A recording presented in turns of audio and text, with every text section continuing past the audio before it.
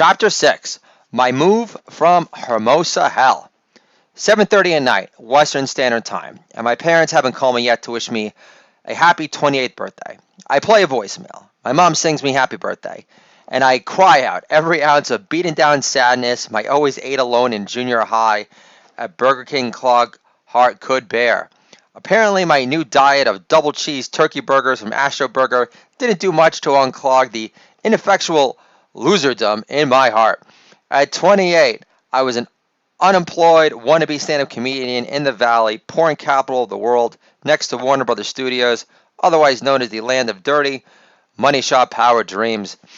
My wife hates when I bring up my lost year in Sherman Oaks, where the crystal meth was still working its way out of my system. The unemployment checks were coming to an end.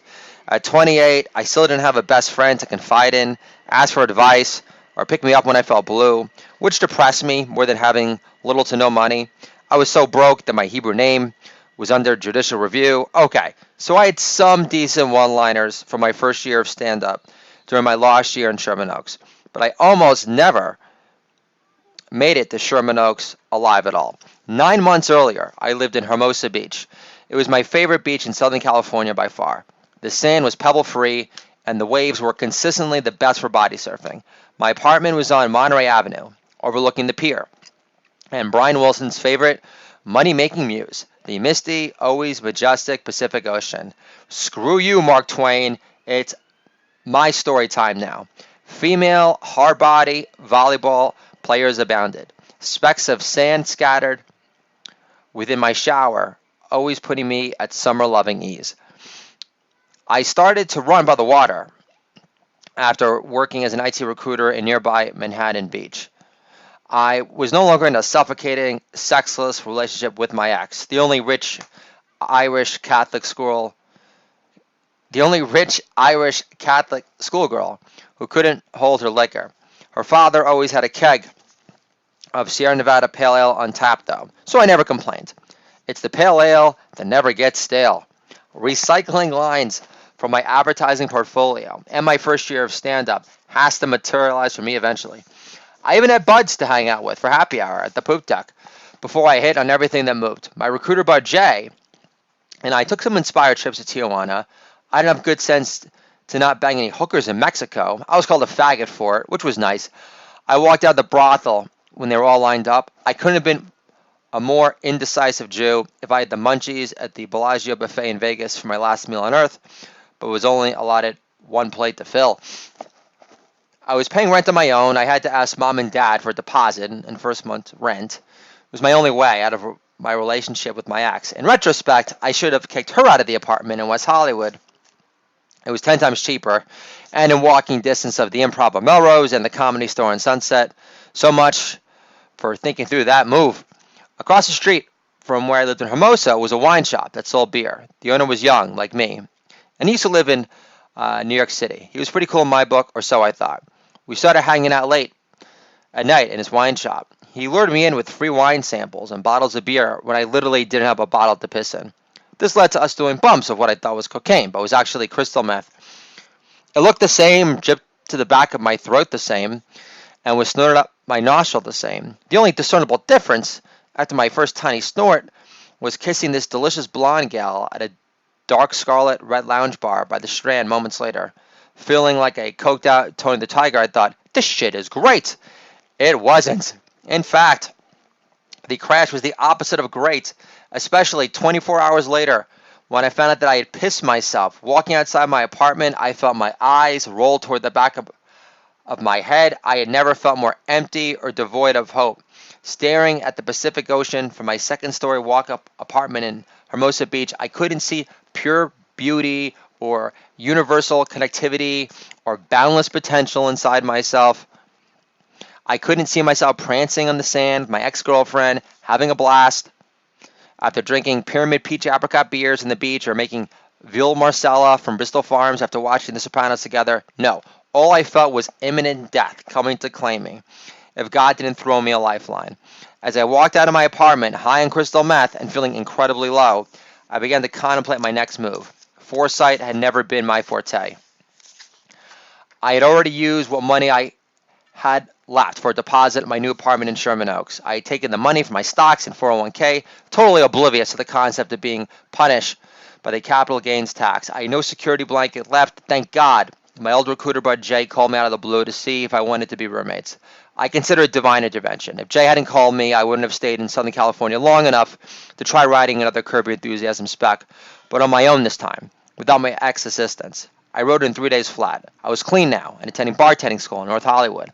I spent a fortune on a psychic in West Hollywood to clear my chakras. Apparently, my chakras were more clogged than my one-hitter from freshman year.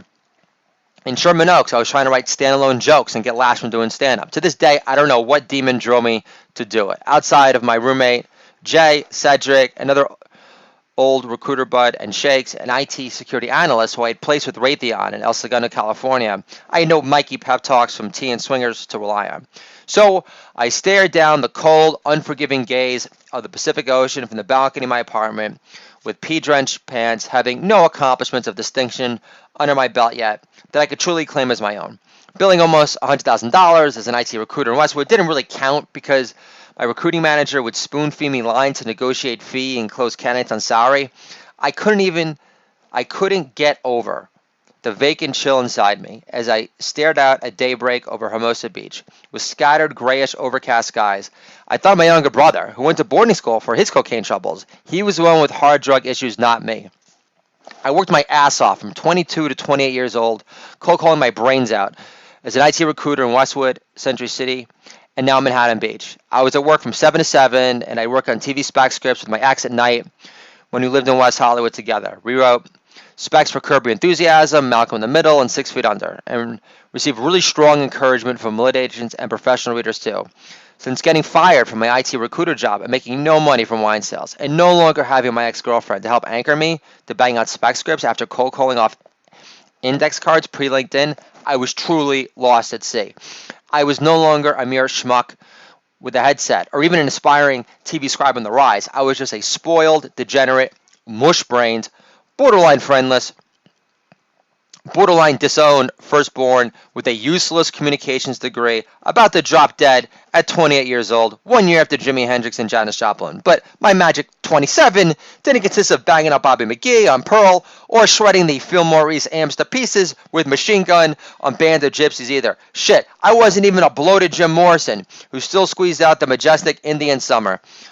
I made it across the street to Ming Dynasty's wine shop, which still wasn't open, so I could get some Alka-Seltzer and water.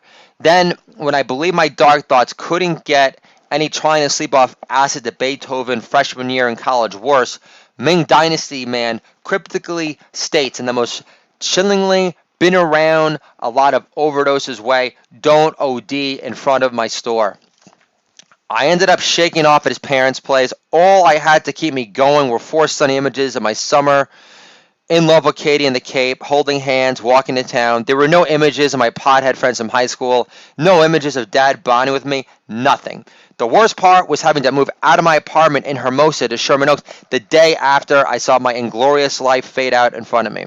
My move from Hermosa hell to the valley was the move that almost killed me. I was so winded the next day that I had to take 20-minute naps on the couch from merely carrying box books down a single flight of stairs. I had no medical insurance. How I made it to Sherman Oaks without dying from a crystal meth attack on what spark of divinity remained in my sad, shrouded soul and borderline brain-dead head is purely a direct result of God's grace. God must have known ahead of time what great kids I'd bang out once I got my act together. I didn't even know I was doing crystal meth. I only learned it was crystal meth months later when Ming Dynasty rang. I said, dude, I don't know what was in that coke, but I thought I was going to die in my own arms that night. Ming Dynasty replied, it wasn't coke, it was crystal meth. I thought you knew the difference. But the powder coke looks like powder meth, I replied. Looks like I failed the fucking Pepsi challenge.